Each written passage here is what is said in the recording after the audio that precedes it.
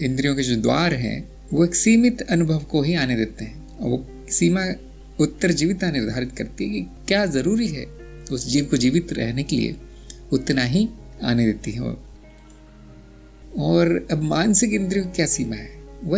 वही मानदंड है उनका भी। जो शरीर के अंदर स्थित इंद्रियां हैं वो आपको भूख, प्यास आदि आदि घटनाओं का ज्ञान करवाती है, और वो ठीक उतना ही बताती है जितना जीवित रहने के लिए उपयोगी है। आपको हर कोशिका और हर नाड़ी या हर अंग का अनुभव नहीं होता, बहुत सीमित है, लेकिन वो जो मानदंड है वही है। क्या जरूरी है जीव को जीवित रहने के लिए उतना बता दिया जाए बस। भूख लगी है, हाँ बता दिया, प्यास लगी बता दिया, दर्द हो रहा है बता दिया। और अब और मन के और अंदर जाए, ऊपरी परतों में जाए, तो जैसे भावनाओं की जो इंद्रियां हैं वो सभी भावनाओं का ज्ञान करवाती हैं, लेकिन वहाँ बहुत सारी भावनाएं उठती रहती हैं। अब उनमें से जो सबसे शक्तिशाली है उसी को इंद्रिय पकड़ के बताती। इसी तरह से जो विचार चलते हैं, कल्पनाएं चलती हैं, उनको भी इंद्रियां पकड़ती, जो जिनको मानसिक इंद्रियां कहा गया है। और हजारों विचार एक साथ उठते रहते हैं, क्योंकि वो तनाद मात्र है, समयहीन, स्थानहीन। तो अब कौन सा विचार प्रकट किया जाए, ये उसकी उपयोगिता पर निर्भर है। वो इंद्रिय वही पकड़ती है जो सबसे शक्तिशाली वहाँ पे सबसे शक्तिशाली विचार है। हो सकता है कि वो सबसे उपयोगी हो, नहीं तो क्यों होता वो। तो इस प्रकार उत्तरजीविता सीमा निर्धारण करती है, और उस संवेदन में कितनी शक्ति है वो ये निर्धारित करती है। वो बाकी को ढक लेगा, उसी का अनुभव सामने होगा। तो जैसा कि आप जानते हैं कि जगत और शरीर के लिए बाहरी इंद्रियां हैं, और इसी तरह से मानसिक इंद्रियां मन का ही ज्ञान करवाती हैं। तो हम ऐसा कहते हैं कि हर परत से संबंधित इंद्रियां होती है। शरीर के जो अंदरूनी आप कह सकते हैं अनुभव है, जो आंखों से नहीं दिखता लेकिन शरीर का है, उससे संबंधित आंतरिक इंद्रियां हैं। इसी तरह से मन की घटनाओं को देखने के लिए मानसिक इंद्रियां हैं। तो सभी परतों में इंद्रियां स्थित हैं और उन परतों के अनुभव दिलाती, लेकिन संपूर्ण चित्त का अनुभव एक या दो इंद्रियां दिलवा दे ऐसा संभव ही नहीं है। वो संपूर्ण चित्त जो है इतनी बड़ी रचना है कि एक दो इंद्रियों के बस की बात नहीं है। इंद्रियां इतनी सीमित है कि छोटा सा ही भाग दिखा पाती है चित्त का।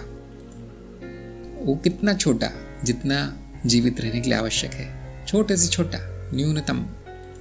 ये मानसिक इंद्रियां शरीर के बाहर की चीजों का अनुभव क्यों नहीं कर रही, कि यहाँ बैठे बैठे मुझे किसी और देश में क्या चल रहा है वो क्यों नहीं दिख रहा है, कि उस इंद्रिय की पहुंच संपूर्ण विश्वचित्त क्यों नहीं है।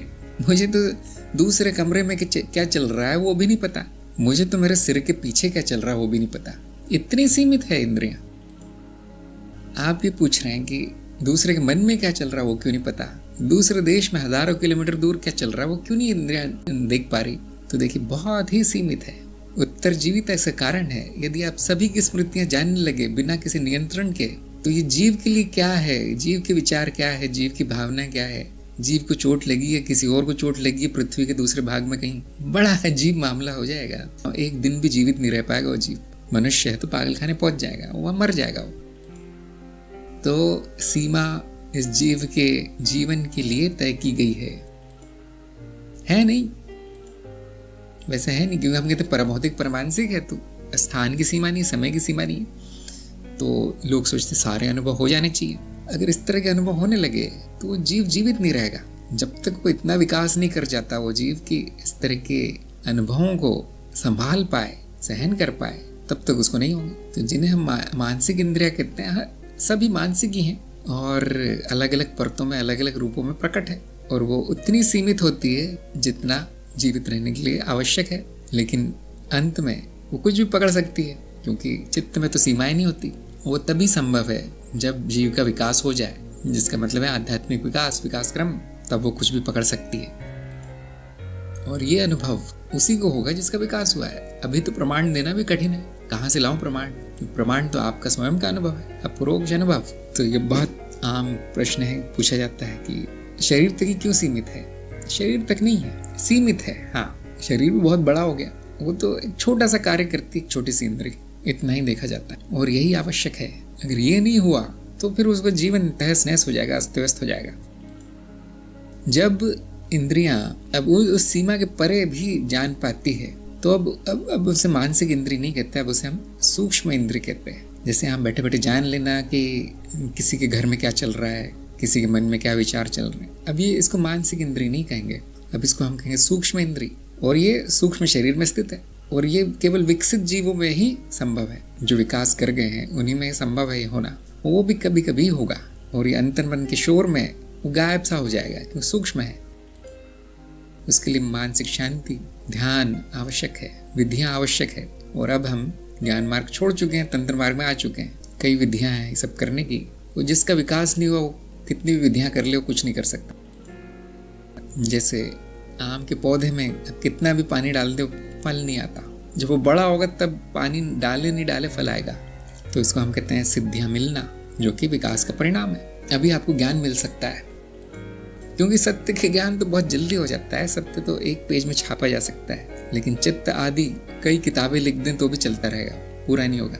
जो मिथ्या है, जो माया है, बहुत बड़ी है। जब विकास क्रम होता है तो निचली परतें छूट जाती, भौतिक आदि आदि स्थूल परतें, वो इंद्रियां भी किसी काम की नहीं होती, वो अनुभव भी बंद हो जाते हैं। तो हम कहते हैं विकास क्रम में जीव आगे बढ़ गया है। इसका अर्थ है कि उसको वो अनुभव होने लगे हैं जो निचली परतों में होने के कारण होते नहीं थे। अब ऐसा नहीं कि वो नीचे आ नहीं सकता, आ सकता, अवतरण हो सकता है, लेकिन कौन चाहेगा आना नीचे? जब असीमित का स्वाद चख लिया जाता है, कौन सीमित होना चाहेगा? तो इंद्रियां क्या बता रही है पूरी तरह से वो जीव के विकास पर निर्भर है। बता तो रही वो असत्य, ज्ञान तो मिथ्या का ही होगा, लेकिन कितनी मिथ्या जुटा पा रही है वो विकास के साथ बढ़ता जाता है। तो सूक्ष्म इंद्रियां तब तक प्रकट नहीं होती जब तक कि विकास ना हो जाए वहां तक, जिसके लिए बहुत से कारण हैं। ज्ञान मार्ग, गुरु का होना, साधना, रुचि, जिज्ञासा। अगर वो निचली परतों में संतुष्ट है, खाना पीना सोना, बच्चे पैदा करना, रुपए पैसे जुगाड़ना, तो मैं तो कहता हूँ उसकी मानसिक इंद्रियां भी सक्रिय नहीं है। वो तो पूरी तरह से मशीन की तरह लगा हुआ है, रोबोट की तरह चल रहा है उसका जीवन। मुझे थोड़ा बहुत संवेदनशील है कि मेरे मन में क्या चल रहा है, मेरी भावना कैसी है, थोड़ी सी जागृत हो गई उसकी मानसिक इंद्रियां, थोड़े काम कर रही है, लेकिन बहुत सीमित। और जो मार्ग पर है, आध्यात्मिक मार्गों पर, उनकी संवेदनशीलता और बढ़ जाती है। अब चेतना जागृत है कि मानसिक इंद्रियां क्या कर रही है। अब उनकी सूक्ष्म इंद्रियां थोड़ी थोड़ी काम करने लगी है, उनके प्रभाव दिखने लगे। जैसे गुरु क्षेत्र संपर्क, बहुत लोगों का अनुभव होगा, सूक्ष्म इंद्रियों का काम है, मानसिक इंद्रियों का नहीं। मानसिक इंद्रियों से मतलब है जो मानसिक घटनाओं का ज्ञान करवाती है, जैसे विचार, भावनाएं, कल्पनाएं, स्मृति, स्मरण। सूक्ष्म इंद्रियां सूक्ष्म परतों का ज्ञान करवाती है। उनकी सीमा अधिक है, लेकिन है सीमित। वो भी हर चीज का ज्ञान तो नहीं करवाएगी वो। इसी तरह से अभी कारण शरीर की बात हो रही थी कि वो संपर्क कर लेता है भौतिक शरीर। कैसे?